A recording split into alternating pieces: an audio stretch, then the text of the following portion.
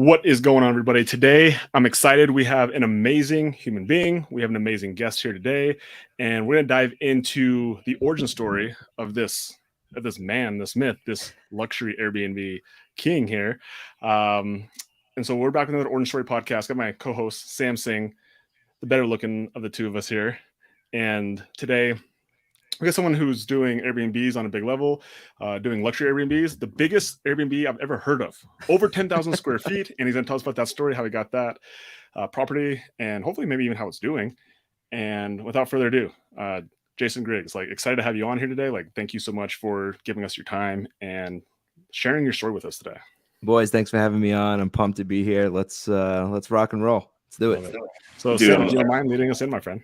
Yeah, man. Again, dude, so stoked to have you here. You and I have connected very recently, and I think we've become great friends really, really fast. And it's because there's a lot of synergy there. And one thing that we like to do on the origin story, this is a lesson that was taught to me by one of my mentors, and that's that people, they love the wins, they love the success, they love the fame. It's hard for them to relate to it if they don't have it. And what we want to do is we want to inspire people to massive amounts of action so they can go change their lives. And what we've quickly realized is that people actually, they relate in a more meaningful way to the journey through the struggles because they can relate to that. They know what it's like. And that's actually huge. So what we want to do, we want to bring you on. We're going to hear about the success. We're going to hear about all the great, amazing things you're doing. We're going to hear a little bit about San Gabriel. But before we do that, we want to hear about how Jason Griggs got to be where he's at now. Okay. So let's see here. Where do I start? So I was a teacher. I was a kindergarten phys ed teacher. I'm from Long Island, New York. I went to school right away at West Virginia University, and I always did things different than my friends and always had different minded, open ideas. And I was like, you know what? I want to move to Las Vegas after college. And I told them my friends, I told my family I'm going. I had one friend out here who I went to visit a lot, and it was just an awesome city, and the city's just amazing. And I was hooked right away. 22 years old, moved out here by myself, and that's it. I got a teaching job right away, and I was like, this isn't cool, making $29,000, $30,000 a year. And I got into coaching out here, and I started coaching my lacrosse program. And that led into some other opportunities, but it eventually led into real estate where I was able to find a mentor and learn. And it's just been a crazy ride the past 6-7 years of just learning how to invest in real estate correctly.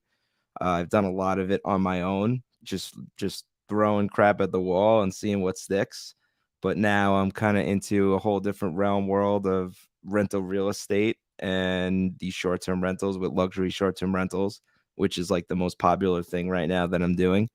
And it's just been amazing. But the cool part about it was it didn't happen overnight. It takes time, and you have to kind of be addicted to this business. And I've fully become addicted to real estate, investing in real estate. And now that's what I do. And I do it full go, 100 miles an hour. Jason, that's amazing. And so let me ask you this, because I think a lot of times we are impacted by our upbringing, by our parents, by the people around us, our friends and peers. Did you have anybody in your life growing up that had anything to do with real estate whatsoever? How did this idea of real estate pop in your head? Yeah, I did. And it's funny because both my parents were teachers, and that's why I got into teaching. And then I made a right-hand turn right away, and I was like, you know what? This teaching just isn't for me. I wanted to make a lot of money. That was always in my mind, and you're not going to get there by being a school teacher. Yeah. But my cousin Joe gave me an opportunity. He bought me a condo in Las Vegas when I told him I wanted to move, and he bought it. This is when the market crashed. He bought it for $50,000, and he was like, nice. Go check it out. He's like, I don't want to go there. I don't want to whatever. So he's like, go check it out. And I went there. I was like, I like this. I want to stay here. And he's like, go ahead. And so I stayed. But he was the entrepreneur in my life. And he always gave me jobs. He ran businesses. So he was my first client. When I first got into real estate, I became an agent, and we bought a rental property together. And then I was hooked. And we own a lot actually together. But he's an animal. And I got everything from him with business, how to grow, how to be an entrepreneur. It all comes from my cousin Joe. See, that's something that we always like to hear about, is because the reality is most people, by nature of our country and our society, people tend to not be very entrepreneurial. It's against the grain. So when we hear someone, they got to start working, especially as a teacher or whatever they were doing, and they just made a hard turn, right? You said like a hard right, like flip that U-turn, and you're on the way to being an entrepreneur. It's something very different, and we always want to see, where does that come from? Does it come from a family member? Does it come from a mentor? And I know you mentioned that when you moved out there, you quickly found a real estate mentor. I mean, could you kind of, tell us a little bit about that, about this person? Yeah, so I was coaching, and I think in real estate, the best thing to do is to become an agent first, because you see all these like wholesalers and off market thing, and the sub two guys, they're all doing it, which is great. But like to really learn the business and the market that you're in, it's nice to get your license and learn. And that's what I did. And so what I was coaching my lacrosse team, and I had a huge network of parents, 200, 300 parents who I saw on a daily basis, weekly basis.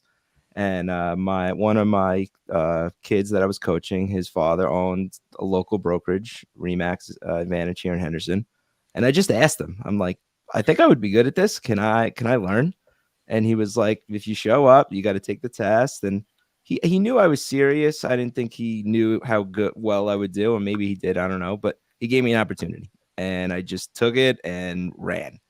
And he's still my mentor. I see him every day. We chat every day, but he's been in the business for over 30 years. He's a monster here in town. And it's just nice to have somebody that it's like your coach. And so I coached his son, and now he's my real estate coach. And now I'm kind of coaching him with some of the stuff I'm doing. So it's kind of like full circle. But yeah, that's how I got started. And so let me ask you this. So you went to school and you got your degree in phys ed, right? Yep. Physical education. I have a master's in phys ed, and I have Amazing. I have a degree in communications and marketing and advertising, believe it or not. So I have Amazing. 6 years of college. Where'd you go Yep. to college at? I went to West Virginia University, and Awesome. then I went to grad school at Adelphi, which is a private school in Long Island. So, okay, I have to do this because not very often we get people who have grad degrees who come on, right? Because entrepreneurs and grad school usually don't go together. And I've got a grad degree. So I want to hear your take on this. We know this. It's everyone's favorite thing Yeah. who goes to college is to trash on college. I want to hear your take. Is going to college a massive waste of time for entrepreneurs? No, it's not. It's not a waste of time. I'm actually for college. Because I coach high school kids. I always push college. And I would say recently in the past 3 years, I've had more kids come up to me and want to go this entrepreneurial route. I had a kid who wanted to start a video game business, or they want to become a professional video game player. And that's great. And I support it. But it's very hard. Like the life I live is not easy, and it's stressful, and your money's not guaranteed. So there's a very small amount of people who could do it. And I knew I could do it. I think I'm more of a solopreneur than anything. I have problems delegating, but to answer your question, I'm very for college. I think it's important. The I would say the most important part of college is learning how to network, because I got thrown into this little town, Morgantown, West Virginia, with 20,000 kids from all over the place, and I had a blast. And when you go to a school where the culture is the culture is that school, that's it. So you're living in a city, a small town, where every single person is rooting for that college football team and that college basketball team. That's it. That's their life. And so I was like, this is cool. Like everybody's together, combined, and rooting for one same thing. And I had a great experience with that. I was able to play lacrosse there, but I learned how to network, and I met so many people, and it's just different. It's just different to just do something outside the box. A lot of my friends didn't go away to school. I did, and I loved it. And it was probably one of the best decisions I've ever made. So I love that, and I have to echo that. It's become the popular thing, right, to trash on college, and I think that, and I agree. I have an undergrad, and then I went to grad school, and I have an MBA, and it's one of those things where it's having clarity in what you're there to do. I think that's what's lacking a lot. People, they assume that if you go to college, the natural result is you're going to be a success monetarily, and I think that if you only go for that, you will probably be let down to some degree. But if you go and maximize a college experience, I was a president of a couple student organizations. I networked like heck. I did 25 different internships. I was an athlete. And there's so much personal development, that opportunities in personal development that a lot of times only college can offer. They're only on college campuses, and you have like the room to kind of, and let's be honest, as young adults, you kind of have the room to screw up as a person in college. Yeah. That if you're on your own working your job, you may not have those opportunities. And those learning lessons, I think, for me personally, have resulted in me having a lot of success as an entrepreneur. So I'm glad, man. I think me and you were the only two so far that actually endorse college. I think you nailed it with the personal development. So like for me, right, when I went, it was the #1 party school in the country, right? So every single night there's something to do. Every night there's partying, whatever. And so I learned that you have to be disciplined. You can't go out every night. Like I love to go out, I love to have fun, but you can't go out every night. Like you cannot. Or if you do, then you're gonna get kicked out of the school, and then your fun's really over. So you got to do your homework. So that's what it taught me. Like I'm a structured person. When it comes to business and school, just get it done. And that's what it kind of like flowed into real estate. And that's how it is for me now. That's awesome. And so what was that conversation like with your parents and cousin Joe over here when you decided that you were not going to exercise your phys ed degree and you were going to go off and do this entrepreneur thing? Like what kind of support or what sort of conversation were your parents supportive of that? Kind of tell me that. So I gave it a shot. It wasn't like I just didn't do it. Like I did it. I did it for a year, and I was like, there's definitely a better life than this. I always make fun of my mom. She was always, you're a teacher, you get your summers off. That's the greatest thing in the world. But it's not. It's really not the greatest thing in the world. I think the way I live my life is the greatest thing in the world. I could do whatever I want, whenever I want to do it. And that's the freedom that everyone wants, the financial freedom, right? And so that's what I have. But they've always been supportive. My mom was always like, you're gonna always be able to figure it out. And I believe that still to this day. Like everyone's worried about this recession and the market crashing, and the people who are worried are the people that just don't have the figure it out. My friend Josh always says the figure it out muscle, and I have that, and I'm confident in it. And if things go bad, I'll be able to figure it out. Was there anybody inside your circle, maybe family members, maybe friends, who did question that you were changing from a stable career with summers off to doing this entrepreneurship thing? Yeah, I mean, so I had a really good job in between the teaching and real estate. So I worked at Excess nightclub, which was it's the #1 nightclub in the world. Got it. And in that setting and in that workplace, I met so many people, the richest of the rich, celebrities, you name it. I was at this place, and I was able to make a lot of money, and I saved it. And a lot of people in this town and in this industry don't do that. They just go and splurge. So what I did is I saved up every single dollar, and I bought a house. I bought a house for myself. And that was like the turning point. They're like, oh, wow, like you're only 24, 25. You bought your own house already? Because Vegas houses are a lot cheaper than where I'm from. Yeah. They were 1/4 of the price. And so now people were seeing me, and they were like, okay, he's onto something here.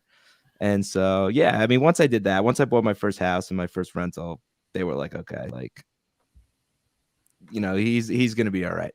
He's onto something. Yeah. I love the fact that you said that you worked at, pretty much the top nightclub in the world. You were living in Vegas, you were making a ton of money, and you're probably one of the one out of the million people who just didn't spend it all doing Vegas stuff. I love that. And you know what that shows is it took me right back to discipline, understanding what the goal was and having the clarity with it, and not deciding to splurge and kind of do, irresponsible things. But I mean, okay, let's take us forward a little bit. So you're doing this, you've got your license now, you're working for this brokerage. And now how does that translate from you doing that to making the transition into becoming like an investor? Yeah. So my cousin Joe, right away, I was like, he's like, get your license, just get in with somebody, and then we're going to start buying these rental properties. And I would say within the first 3 months, I bought one. And it's funny, I bought one from my coworker right across the hall there. It was like 50 offers on it. And I'm like, dude, can I just buy this one? Like, me and my cousin are gonna do it. And he like threw us a bone and let us buy it. It's worth, we bought it for $250. It's worth like over $700 right now.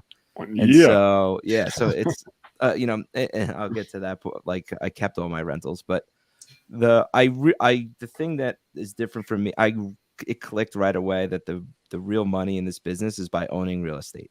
It's Yeah. not by selling it. I would have to sell 700 deals a year being an agent to make the money that I'm making with way more work, and that's not what I'm trying to do. So I figured it out quickly that I needed to buy rental real estate, and that's what I did. So I bought one, went well, bought another one, and it just snowballed into me just continuing to buy.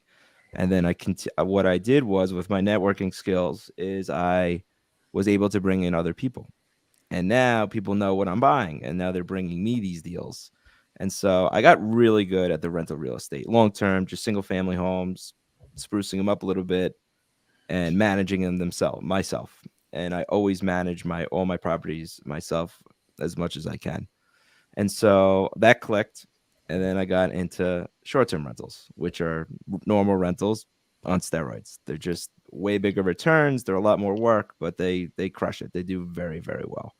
And so I got into that. And there was really, I would say, a big hole here in town where people were doing these short-term rentals, but they were doing them illegally. There's 13,000 Airbnbs within Henderson and Las Vegas, and no one was talking about it because they're doing them not the right way. And I always do things the right way. So I figured out through one of our coworkers here how to get the license, how to do them the right way, how to manage them, and then how to expand it. And that's what I did. It's amazing. So I love that. And I'm under contract right now for a property in Henderson, and Yeah. you've been a massive just a resource and someone to lean on, because buying properties in Henderson, especially for a short-term rental, is not the same as buying it somewhere else. No, we operate in the hardest market for short-term rentals in the country, in my opinion, just because of the laws. And now I got them down pat. But if I sat down with you and like, these are the laws, you would run away and be like, nah, I'm gonna go buy in Arizona. There's no laws, there's no rules. You can do whatever you want. So I I just figured it out, and we've been able to really kind of put a stamp on this niche here in this market. So dope. So as people are listening, they're probably asking the question of, well, how did you buy these rentals? Was it something that you bought it yourself? Did you and your cousin Joe, did you guys partner 50-50 on like everything? Kind of tell us a little bit about how you're able to acquire these properties. It's a great How you and maybe how that's transitioned now into so that's a great point. So what I did was I found the property and we split it 50-50. He put the loan in his name. That was the agreement, because I couldn't get another loan. I just bought my first house, and we just split the down payment 50-50, and then we added myself to the deed after. So we're both on the house. And the agreement is I manage it, and I don't take any money for managing it because he put the loan in his name, and we just continue to keep that cash flow. And I think a big problem that I see young investors do is they spend the cash flow. They're making the 600-700 on that property. They take it. Oh, I'm gonna go buy this. Oh, I'm gonna buy that. We don't touch it. We do not touch it because there are repairs, and we just save that cash flow. Just save it. And we do that with every property. I never take the cash flow from a property and go buy and go put it other places. Now everyone's going to say, oh, well, you need to leverage it and keep building. I never did that. I would save 20 to 30 grand. Then I would buy another one. And so would you guys use that money you guys saved up to go buy a different property with that? No, we never did that. We never did that. We just always use that as a buffer, because now things are getting a little tricky, right? And so everybody who over leveraged, take all your money and invest it, right? And if I took all my money and listened to these people and invested it all, I'd be really, shaking in my boots right now. But I didn't do that. I have a lot of equity in all my properties, and I have a lot of savings from the cash flow in all my properties. And so I'm just about being very safe, because a lot of people in this town got crushed. And, we hear a lot of horror stories. So it's just about being smart and just growing slowly the right way, versus everybody just wants to get rich in 2 years. And that's not the way you're going to do it with rental properties.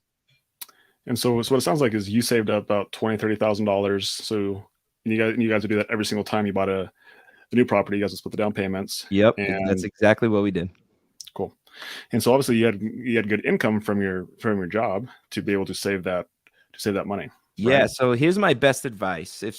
I think if you're gonna get into real estate, you should do, I get to my own horror what I did, but I got into it and then I had another job. Actually, I had a job and then a separate business, my lacrosse business. So I had two incomes to support my real estate career within the first 2 years, Yeah, because being an agent on your own is very scary.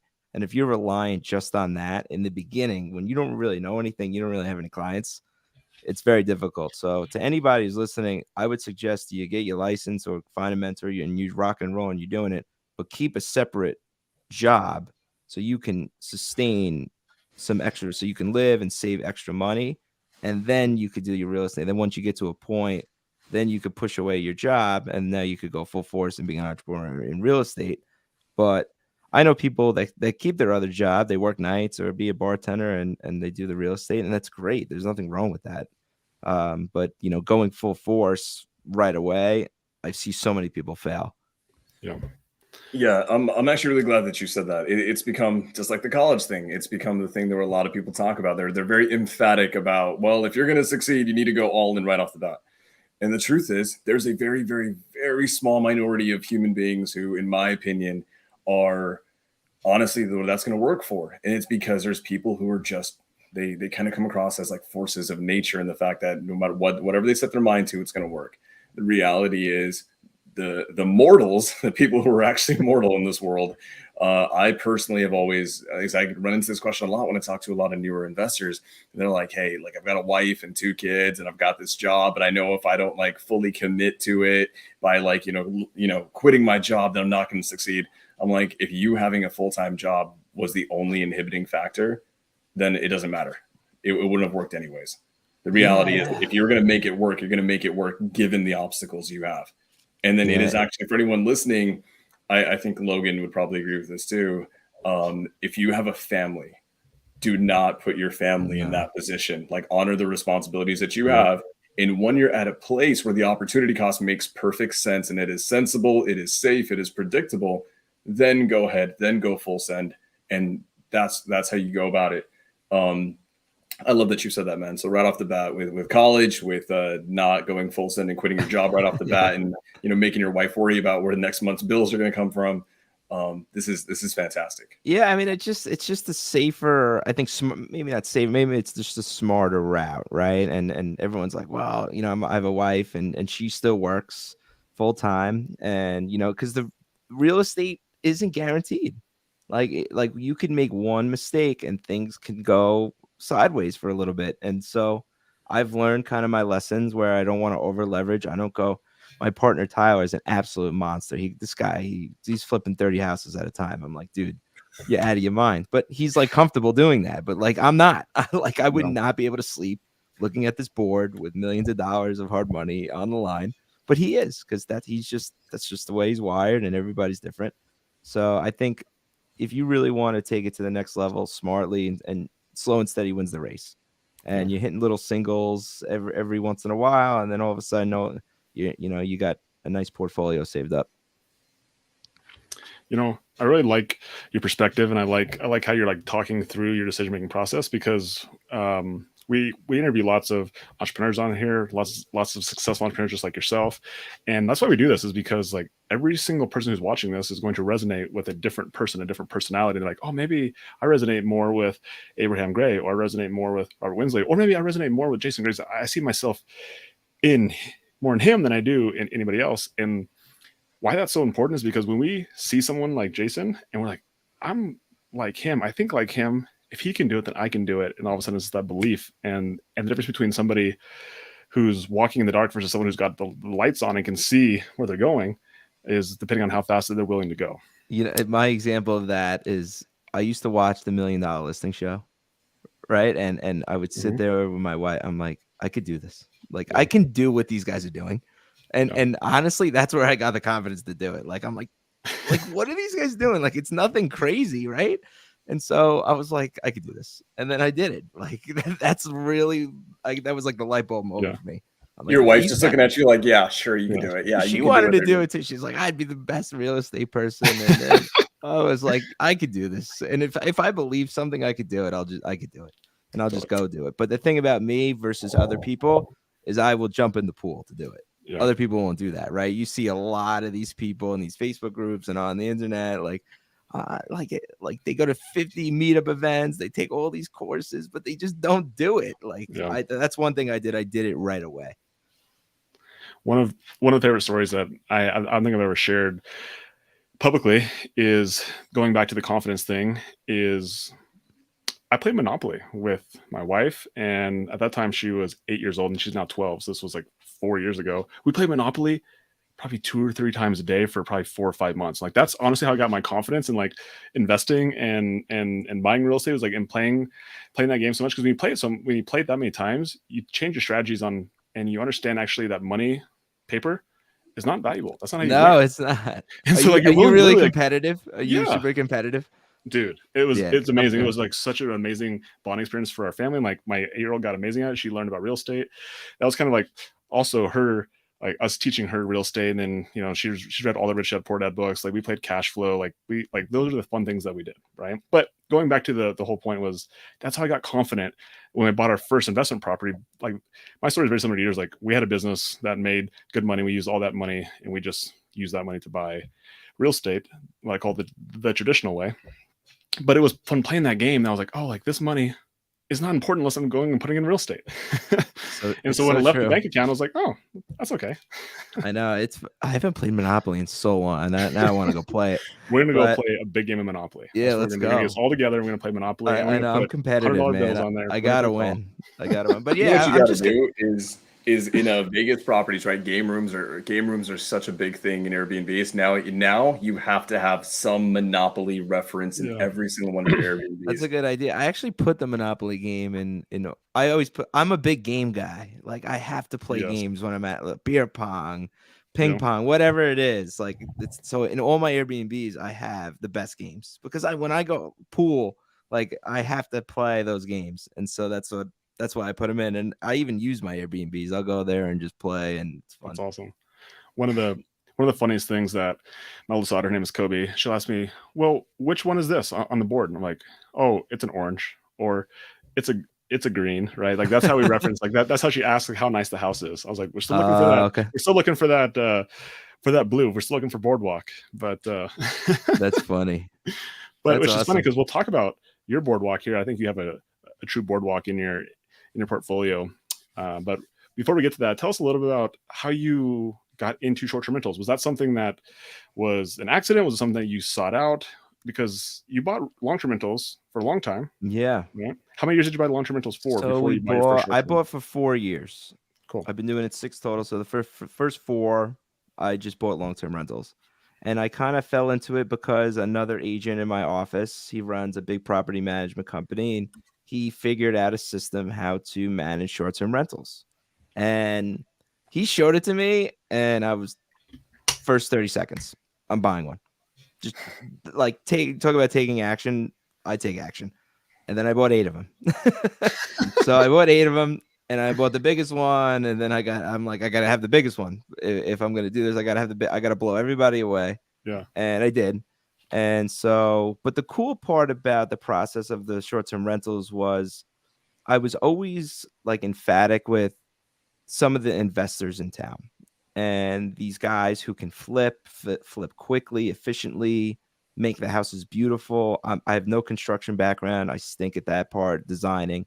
And there were 2 guys who I really wanted to work with.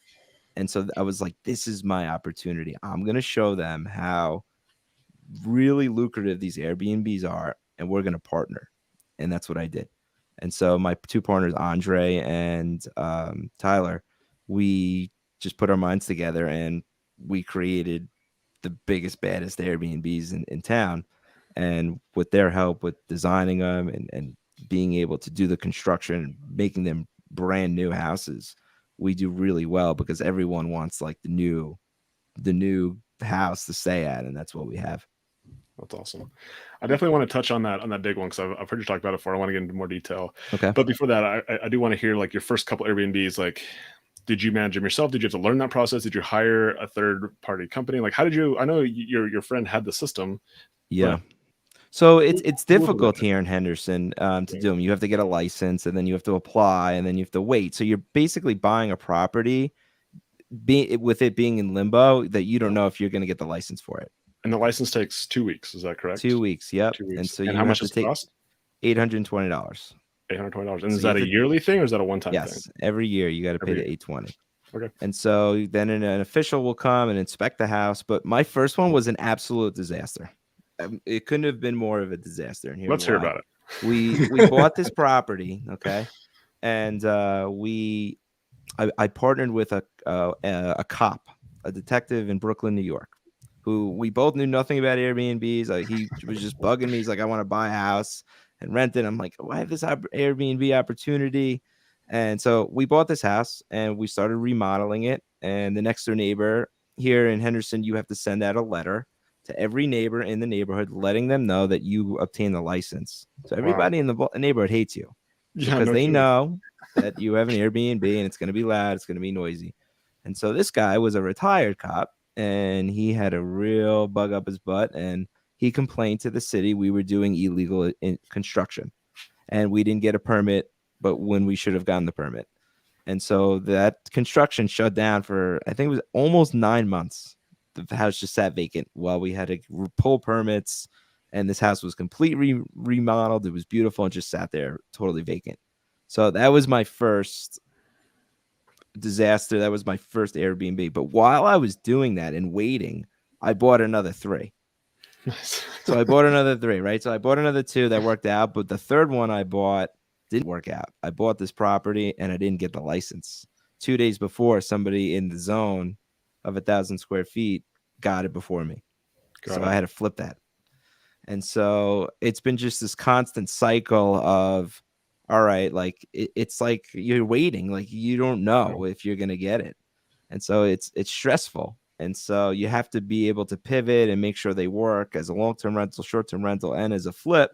The Yeah. market when it was going up while I was doing it, so it worked out. But I've been smooth sailing ever since. All my properties, they're all licensed, they're all good to go. But it's just a very hard business model to do in this town because of the rules. Yeah.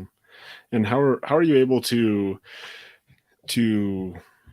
guesstimate, or do you have a good way of knowing that this property is probably going to do 5, 6, 7, $10,000 a month? Because I know as you get into those higher end properties, like you don't have as many comps. So how Yeah, do you so do that? here's the thing with these short-term rentals, you don't Yeah. know, right? You're taking a big gamble, and the one thing I say is not all these work. Yeah. They don't work because the expenses are they get there. Like it's not just easy peasy 1, 2, 3. Things break, people ruin your stuff all the time, and so you need to account for that. But one, I would say one model that I created was we made them all beautiful. They're all nice. So I was like, all right, if I do my long-term rentals and I make them nice and I get a million inquiries, I think it's gonna be kind of similar. And it was like my properties are really nice. I put everything in them. They all have pools. They're not too far away from the strip. And so I just took a gamble, I guess I'll say, and it really worked out. But you got to know your market. Like everyone's coming to Vegas, everyone's coming to Henderson, and I had a kind of a little inside scoop where we were buying. They say the best businesses are the businesses that solves problems, right? And Yeah. so everyone was always asking me, "Hey, you got a house for a week, 2 weeks, 3 weeks, month?" And I'm like, "No," but now I do. And so now I'm the guy. A million agents call me, hey, can you help my client here, can you put him in here for a few days? And so that's kind of a business that I've built. That's amazing. That's amazing. And as far as numbers go, I'm sure all the properties are very different, but as far as like a range, like do you have like consistent, like are they all 3 bedroom, 2 baths, or are they 4 bedroom, 5 baths? What is Yeah, your they're all different. I wouldn't buy anything less than a 3 bedroom, but yeah, 4 bedrooms are definitely the way to go. You definitely want a pool because it's so hot and yeah, here in Vegas and Henderson. But I have a 9 bedroom house, I have a 3 bedroom, I have a 4 bedroom, I have a 5 bedroom. So it's all different, and it's all different every month. It's not just like one month you could kill it and then one month it's like slow. And so that's the business. You have to try to figure out what is going on in town that you could attract people, and I kind of turned one of my short-term rentals into an insurance rental, corporate rental, because I thought it could do better, and I was right. And so that one is no longer on Airbnb and VRBO. Put it as a corporate rental. Does very, very well. And so that's the cool part about this business. You got to be able to adapt and pivot and move around a little bit. So that's what we do.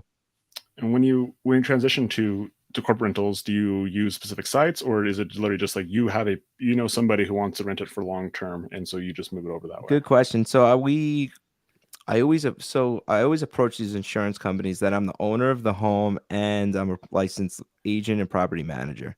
And I found that they like that rather than just a regular person putting their house on the site, because I have experience running these rentals. I have staff that can help and fix things. And so I think they're a little bit more comfortable doing it. The thing that I found, just being transparent and completely honest, is that they pay more than anybody, but it's very like this. 1 month you'll get an inquiry and in 3 months you won't. So that's like another game where you're playing like, do I put it back on Airbnb? Do you wait? Do you just leave it vacant for a little bit? And so that's the, I wouldn't say difficult. I would say that's the challenge with the corporate rentals. And so when you say insurance agents, do you literally mean like State Farm, the Allstates, like those kind of insurance companies, or we're talking Flow from Progressive? Right. Yeah. So the way it works is those reps they're called like adjuster reps, I believe. And so they will refer you to their national housing network. And so there's a website where you can enter any property across the country. And if somebody's house floods or goes on fire, those people will get pushed into that area. And then those reps will call you and say, I have a client whose house burned down. Can we rent the house from you? And you can literally throw a number at them and they will say yes, because there's not any other options for these people. And so I've had mixed reviews about some of the people. It's a little flaky sometimes. People will come and they get a little greedy, and I'm like, dude, your house burned down. Like, you don't really have a lot of options here. And they're like, well, we want this in the house and this in the house. I'm like, well, this is the house. Like, this is the way. I'm not really going out of my way to make a ton of accommodations. I'll do some, but not rebuilding the house for you to stay there for 4 months. That's amazing. I have never heard that strategy or heard that technique, but it solves a huge problem, like we talked about earlier, right? Of somebody's house burned down, or they had a flood, or they can no longer live in it and they need a place to stay. Yeah, I call it pivot rental. So I kind of came up with this concept where you have a rental and you kind of have 3 avenues. You could long-term rent it, you could mid-term rental, and then do short-term. And then you could fluctuate it. Like, you don't have to keep it one way, but it becomes tricky where if you book out your calendar for Airbnb for 3, 4, 5 months in advance, and then you get a nice offer from the insurance company, now what do you do with all those bookings? Yeah, you can't. So that's right. Well, that's what I did, because the money was just so much. It's easier running just one group, one person for 3, 4 months, but that hurts your Airbnb status. So now you got to weigh the options here of what's best. There's always a balancing act, and it's a theme, right? Logan and I have talked about this quite a few times on this podcast, and one of the things that we're always looking for is patterns. And one pattern that I'm always noticing with you is that it's I think what's made you a phenomenal investor is that you do a really good job of weighing the pros and the cons of. Now it's something that no one really talks about, like insurance rentals, corporate rentals, midterm stays. No one really talks about that in the rental market. It's either long term or it's Airbnb. And then so we're kind of getting into some secret sauce stuff here, which probably should be charging for. I don't know. But even when we talk about that, I love that your approach is, if we're booked out, and we might have a 10K offer, 15K, whatever the high offer is, what does that do to our rating? How does the algorithm on Airbnb, do they suppress our listing now? Is that going to affect us in the long term? And the reality is, for everyone that wants to get into, the Airbnb space, especially like a niche like the luxury Airbnb space, like these things matter big time. Yeah, they do. And it's Sammy Bird. These things are not easy. They're hard. It's a difficult business because you have the real estate portion of it, of you need to make a right decision of the real estate. You have to buy it correctly. And then the harder part is just because you bought the house doesn't, it's not going to run itself. You know, you're buying a hotel with your name on it, and you need to manage that hotel and keep it to a standard. And I drive down the strip all the time, and there's hotels that have a very high standard. Those are long lasting, and there's ones that aren't. And the ones that I want to model after, I worked at the Wynn Hotel Encore. Those guys, though, they got it down. Everything is 5-star, 5 diamond. The customer's always right. And that's kind of what I model my properties after, where I want to give these people a good experience. And I think we've done a really good job with that. So you're telling me that for newbies, Airbnbs, especially done right, it's not super passive, easy income. It's not passive at all. You are breaking a lot of hearts right now. Yeah, it's not. Because what I've seen recently, like this arbitrage thing, is like on fire, right? Everyone wants to do it, and it's a cool, it's a really cool model that I've kind of crapped on in the beginning, but then as I've learned it, I see why it's doing well, but it's a lot of work, because if somebody trashes that house, there goes all your profit for the year. And so that's why it's not passive. And so you need to be one thing that we do is we really vet the guests. And so we're willing to take less profit to keep the house intact for longer, because we realize that these towels are expensive, these couches are expensive, and so it adds up and it takes away from the bottom line. So I'm talking about things, done right, things being expensive, things having really expensive finishes and touches. I want to talk about the big one. Okay. Yeah, everyone wants to know the big one, man. All right. And I'm going to be completely honest with you. So I think I mentioned to you I think I mentioned this to you on our first phone call together when you and I first connected. It's that, so Logan, one, I've always had like a super plain background. This entire background is going to be super, super dope soon. And it's going to be a matte black wall with like really cool accent piece. And I completely stole that idea after seeing your property that we're going to talk about right now, because you had this amazing matte black board and batten wall, which I didn't even know what the heck it was. I just saw that pause and I was like, that looks badass. I'm going to copy that for the podcast. And then after I decided that, I was like, it'd be so dope to get him on here and let him know that I'm copying his podcast. Dude, I take it. I mean, it's a compliment, right? It's I copy so many people. This business is all about copying, right? What is this guy doing? If he could do it, I could do it. And so, all right, I'll go through the story of San Gabriel. So I was doing them, and there was an investor here in town. His name's Tyler Hubbs. I wanted to work with this guy so bad. I was like, this guy's a monster. He's unbelievable, but he does the construction. Like, he goes in the house and can just see, we're taking down this wall, we're moving this bathroom, we're doing everything. And so we sat down. I was like, look, this is what I'm doing. I'm showing him some of the numbers, but all my other ones were small, super small. And so he's like, why don't we just buy the big ones? And I'm like, okay. Like he's not scared to buy a 9,000 square foot house and tear it down. And so we bought San Gabriel, and then we bought Davis Wright, which is my second biggest one. And so the really, really big one, I was so nervous. I was like, dude, I can't come here and look at this every day. I trust you. Let's just buy it, and you do all the work and let me know when it's done, and then I will manage it. And so we had some headaches with this, and we had a neighbor complain, and we didn't have a correct permit, but we were getting through it. But we bought it for 1.4 million. We put around 300,000 into it, all with furniture, everything. It's over 9,000 square feet. It has a full basement. It has every single thing that you could think of in an Airbnb property in this place. And the coolest part about it is it has two houses on one property. So it has a main house, which is over 7,000 square feet. And then you walk outside, next to the pool is a separate second house. So, and it's a full second house. It's not just like a little casita. It has 2 full bedrooms, kitchen, garage, and then we have a full basketball court, full volleyball court. Everything that you can think of in a property, we put in this place. And so the second house, so sorry to cut you off, but the second house is in execution is done just as well as the main house. It is not it was never an afterthought. The themes are consistent, the quality and the fit and finish is consistent. And it's like when Jason says that they have everything, I mean, they have a volleyball court. Yeah, we have a full regulation Olympic beach volleyball court. And so we joke and we say that we imported the sand from Dubai, but people are like, really? And I'm like, no, I'm just kidding.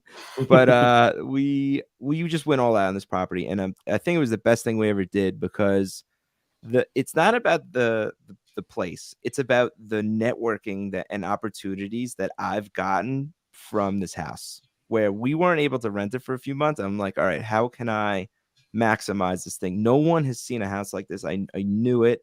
And so I just started inviting investors over. I invited Manuf over and Noah over. I'm like, do your podcast here. And people were like, holy crap, this house is nuts.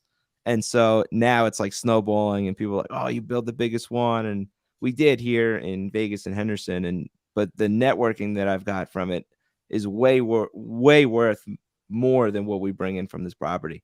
And so Tyler and I have built something really nice. And now look, I'm building a course because everyone wants to know how to do it and learn the rules and figure it out. And so I was like, all right, I got to build a course now and teach people. And that's kind of the space I'm going into now. And it's really cool. No, and I love that you're doing that, because when you and I first connected, I think it was kind of funny. I felt there was a vibe of like you were trying to figure out. It's like, does Sam know what he's talking about? Does Sam actually do this business? And I was doing the exact same back. This is what ends up happening when two investors meet. And when I found out that you were, building out the masterclass, I was super stoked about it, because I brought a deal that I'm currently buying. Yep. And then your ability to just, upon intake of that, is like, as soon as I give you the address, you're like, great, this needs to happen, this needs to happen, this needs to happen. Like things that I would never have thought about. And it just goes to show that you are absolutely an authority in the industry that you're in. So, I mean, is it going to be called the Masterclass? Like, because I love that name. So it's like, I would say this is the hardest thing I've ever done in my life. I'm not kidding. Like, I did not expect it to take 6 months to do this. Like, you're writing a book, and then you have to film it, and then you have to like literally think of every single thing in the business, because these people are going to be paying you for the knowledge of it. And so when I was doing it, I'm like, all right, how am I going to go about it? And then it just popped in my head. I'm like, I need to film my properties and just do video tours of every single house that I have here and show, why did I put this here? Why did I put this here? What is something I need to fix in this house? And so I did half of the course in the studio, just talking about the business and how to grow and how to find the properties. And then the cool part is I show how to design them, how to figure out how to operate the properties. And then we kind of do like a little bit of a back end portion of it, of how to manage them and run them correctly. But it's been a crazy 6 months trying to do this, but it's a hot topic. And so I think it'll do well, because no one knows how to do it here in Henderson and Vegas. And now with these new law changes in Clark County, which is the main part of Las Vegas, there's like a big uproar of the new rules that are being released, and everyone wants to do it. And so we'll see. But yeah, it was a lot of work to do it, but I'm glad I did it. So for everybody listening, the course is not ready yet. Not yet. But it will be. And so if you want first dibs on getting that course, go follow Jason. He's active on Instagram. Where else is a great place for people to connect with you? Is Instagram the best place? Or? Yeah, my Instagram is I'm super active on it. J Griggs Real Estate. It's right there on the screen below. I one thing I take pride in, because I'm a question asker, and so if I ask somebody a question and they give me an answer, like I feel like that's really nice of them. And so I've asked so many people, like Ryan Pineda, I must have asked him 50,000 questions over the years. And the guy's so cool. Like, he always answers me, and he's become a friend. But so if you ever like ask me a question, I'm happy to help. Like, Sam, you called me and I was like, dude, let's go. Let's figure this out. Let's get you the license. I want people to win. I felt really bad about it, actually, because Logan and I, we like a lot of newer investors reach out to us. So when I reached out to you, especially because it was coming with the deal that I have underway, the fact that you were like, okay, cool, when are you free? We're gonna take an hour. We're gonna sit down. Like, can you be at your computer? Can you pull this up right now? Like, let's go ahead and deep dive on this. Let's go. And one thing that I loved, and it goes to show, I'm always looking for the quality of the human being. Like, forget the real estate experience, forget the amount of deals or the money, but like, what is your quality as a person? And a theme that Logan and I have is we keep finding the best human beings to bring on this podcast. And one of the things that I even told you that I could have, this deal that I'm buying, I could resell it for $100,000 like to my pocket.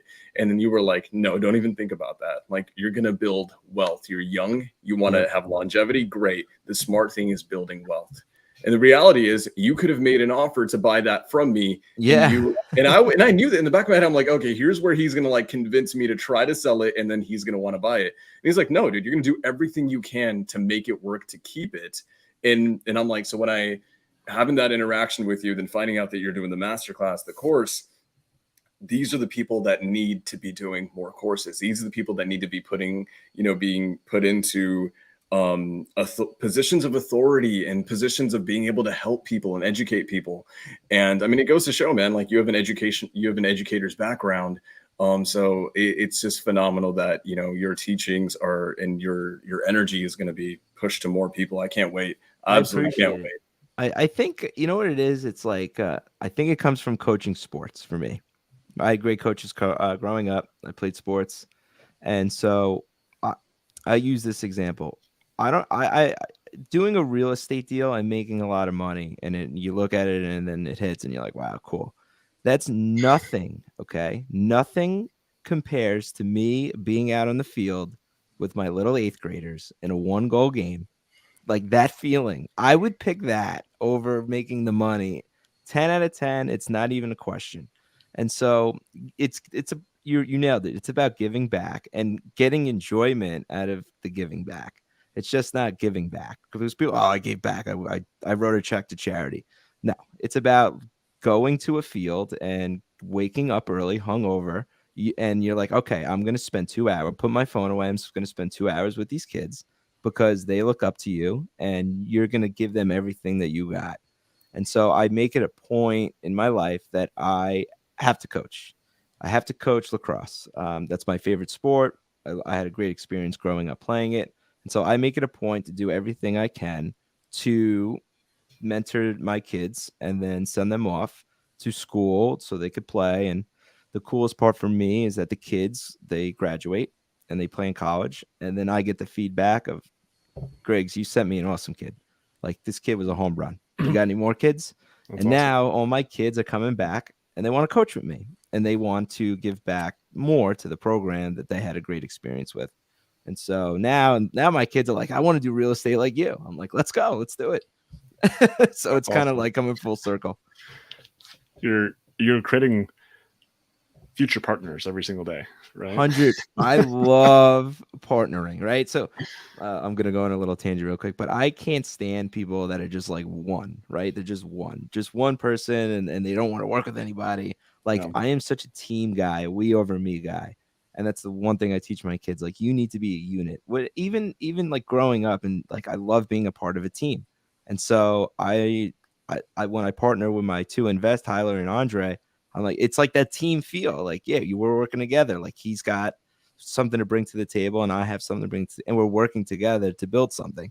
Yeah. And so that was something that I was missing in my real estate business. I was doing everything like solo. And I was like, you know what? Let me reach out to some different people and try to work with them and team up. And it was a great thing that I did. Yeah. And I've heard you talk about that in different podcasts. And so I'm gonna ask you a question that they didn't ask on those podcasts. So you talked about partnering, and it sounds like these guys you partner with, they definitely have construction experience and design experience. What about money? Because in one of the podcasts I listened to, you said that you don't like to bring on investors without at least you putting up majority or some of the money. So kind of explain that, why that is your philosophy, and do you see that changing in the future if you decide to grow your portfolio in a big way? So I guess it's a little bit of a sticky topic, but I feel like if you're going to partner with someone, it's like a partnership, right? And it's like, it's 50-50. And if you're going to put money up, I'm going to put the money up.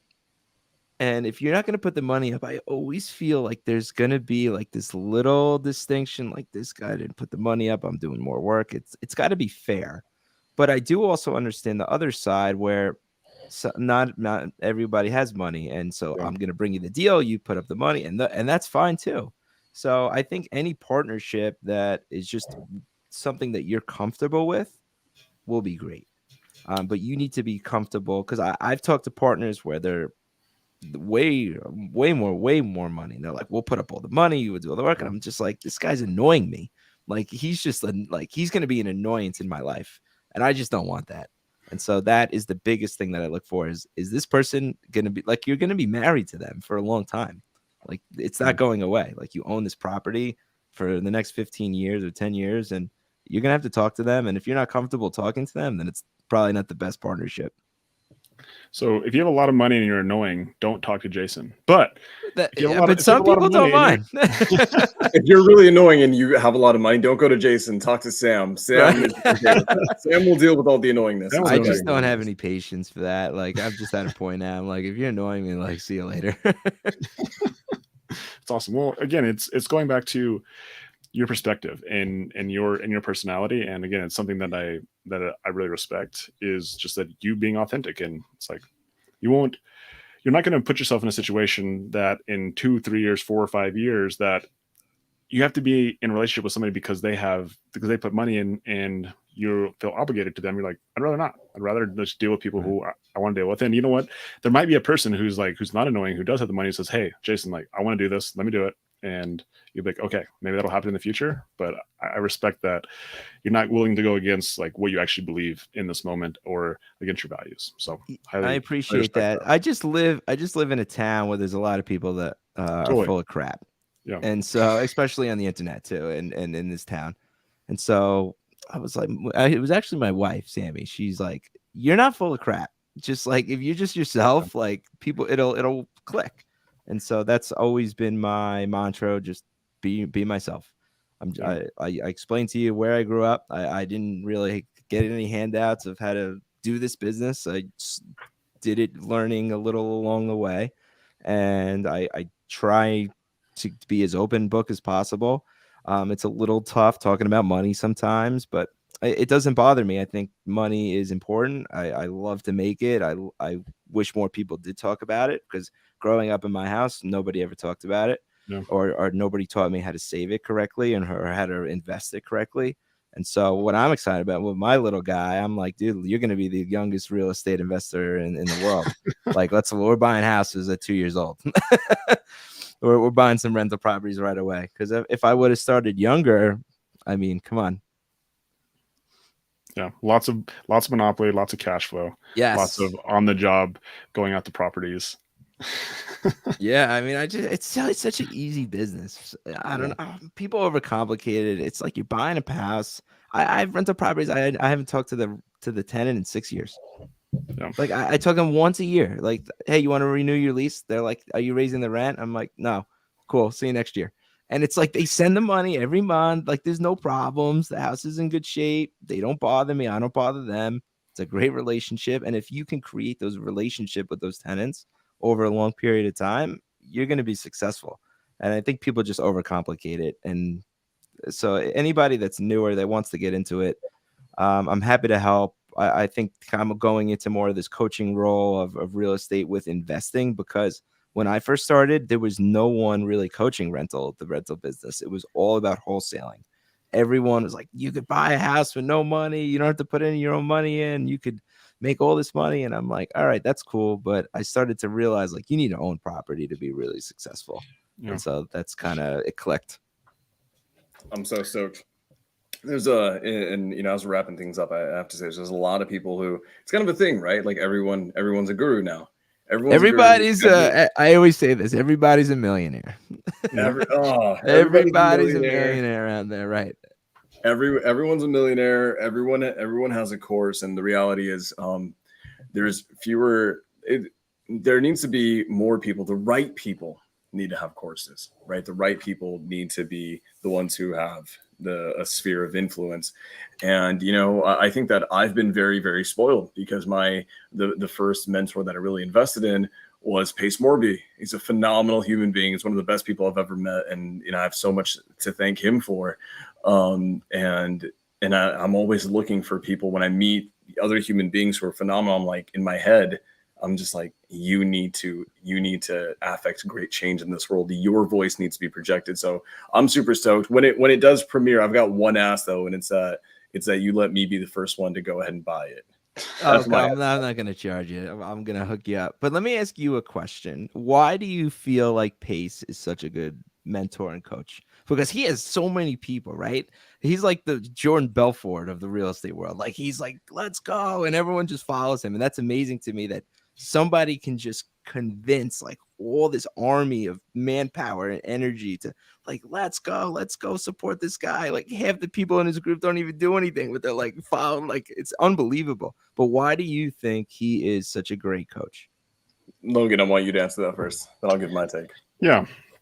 So I'll say this because I've been in lots of other mentorships. I come from different backgrounds. I've been Paces up to part of Chris Crone's mentorship. Been with Alex Hermosi since before anyone knew who he was. Dr. Kashi, who no one knows who he is, but these are some of my mentors who I have really close relationships with now, and Pace being the most recent of all these.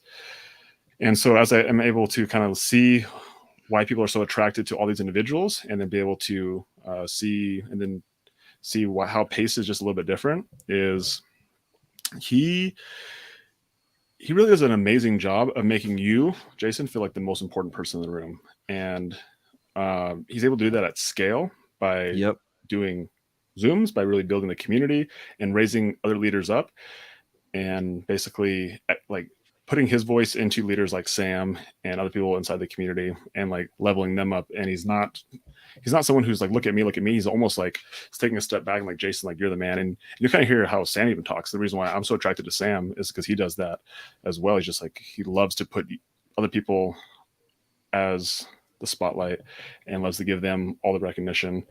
And Pace does an amazing job with that at scale. And so that's why I think people love him so much, is because they can relate to him and they feel loved by him. And the truth of the matter is, I think Sam and I both have had, one-on-one conversations with Pace, and it's real, it's authentic. He genuinely cares. Right, he cares. He really cares. Fair enough. I'll say this because I can't have Logan be the only one that talks about Pace. And it's first and foremost, I need to say this: Pace Morby changed my life 1,000%. 8 months ago, I knew nothing about real estate. I didn't have a penny to my name. I just graduated grad school. I was broke as a joke and needed to figure out what I was going to do. Pace, through the grace of God, found my way into Pace's circle, and he had nothing to gain from me. I couldn't even afford the entry fee, to be completely honest with Wow. you. Like I really couldn't. But one thing that Pace does is that, and this is something that I challenge every other person out there to do, if they want to be a teacher, if they want to be an educator, if that's their desire, it's to care more than anybody else. And that's what Pace does. And one of the greatest things that Pace taught me, just by seeing him operate, what Logan hinted at, is I think the greatest value in any human being is not their ability to become a leader. It's their ability to create more leaders. And that's the one thing that and that's hard. And that's probably the hardest thing to do in this world today. Yeah. Right. And especially with kids, right? Because everyone just wants to be like the man, but they don't want to, like, when things go wrong and you got to tell your buddy to stop talking, and you don't want him to think bad about you. That's tough. So I'm glad you just said that, because I couldn't agree more. It absolutely is. And it's one of those things, right, where, and I love that you said that, everyone wants to be the guy. Everyone wants to be the face of things. And there's an element of being able to step away and letting someone else shine, that in our industry as a whole is not there a lot, because everyone's trying to personally brand, everyone's trying to become the guy, the person. And I find that, that's great, and it can take you to some great heights. But I think for the sake of longevity, it's how many lives do you affect? How many lives do you truly affect? So with you and your energy, it's one of the reasons why I'm super stoked for you to be doing what you're doing, because I just I like to see the bigger picture, and I see 5 years down the road, I'm like, okay, I'm starting to think, it's how many people in 5 years has Jason affected great change in? And I know it's going to be a lot. So this is one of the reasons why I'm super stoked about it. I appreciate it. Yeah, I mean, for me, it's just I just have a knack at coaching sports. For the sport that I coach, I just feel like I don't know, I have a knack at it. The kids respond to me, and that's a good coach. If you get the kids to respond, all you're doing as a coach is trying to get the kid or the person you're coaching to give 100%. That's what you try to do. And so if you can do that, if you can figure out how to get the kid to give 100%, then you got them. They'll do whatever you want.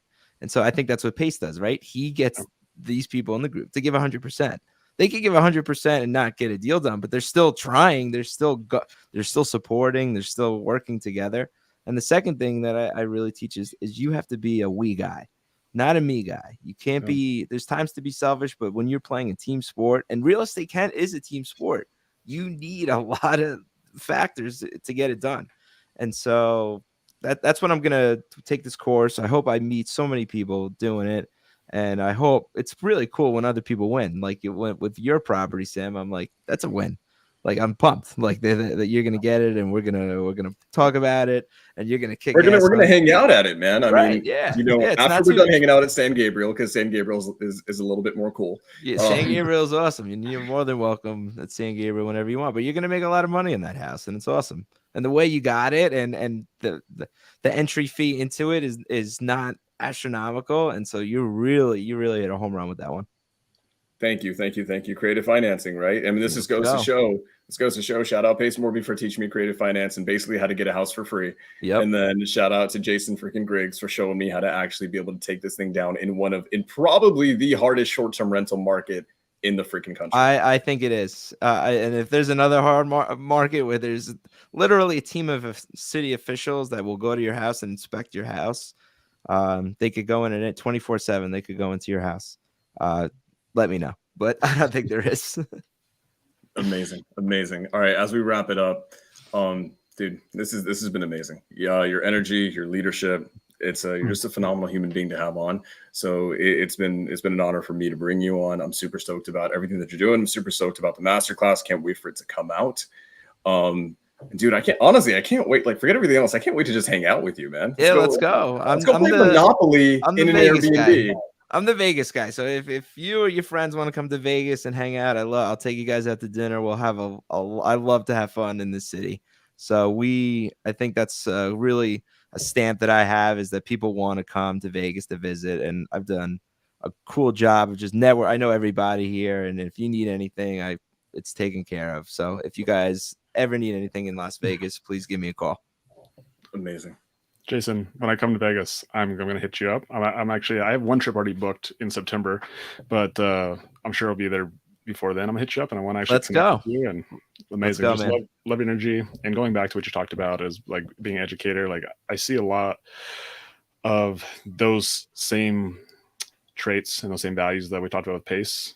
I just hear them in you a lot, that you like you're doing it because you want to give, and because people are asking you about it. And so you are literally solving a problem that people are already asking you for. And it's very much how you operated your Airbnb real estate. It's how you operated your long-term rentals. Like people just like have a problem, and then you're just solving it. And you get fulfillment off it, you get enjoyment off it. And that's the win for you, is that you get the fulfillment doing the coaching, right? Like you get fulfillment by seeing the kids grow and helping them become men in their journeys. And then it comes back around that they want to get back to the team and into your community, and then maybe even into real estate. And I think that's well, I want to thank you guys. Yeah. I really want to thank you guys for having me on. This is really cool. Sam, I'm super pumped for your property. It's going to come out great, and we'll get it going. And if you ever need anything, you could text me, call me anytime. Dude, amazing. Well, if you guys haven't already, go into Instagram, follow Jason. It's down there on the screen down below, J Griggs Real Estate. And again, go follow him. He's going to be putting out that course. If you want to actually learn how to do Airbnb at a high level, like, get the freaking course, right? Yeah, I think the course really taps into everything. I would say the best part about it is how to set the house up and how to make sure that you don't have any problems. And then the rest, I highly recommend that everyone try at least one. Do one on your own and see how it goes. It's amazing. And so go follow him. He'll be posting about it on his post, maybe on stories. Make sure you're following. That way you get first access to it, and maybe get a cool little deal to be one of the first couple of people to get that course. So let's go. Let's do it. Jason, appreciate your time. Thank you for coming. Thank you, guys. I really appreciate you having me. Amazing. I'll see you soon. All right, guys. Bye. Sam Singh, thank you so much. We're out. See you later, guys. Bye.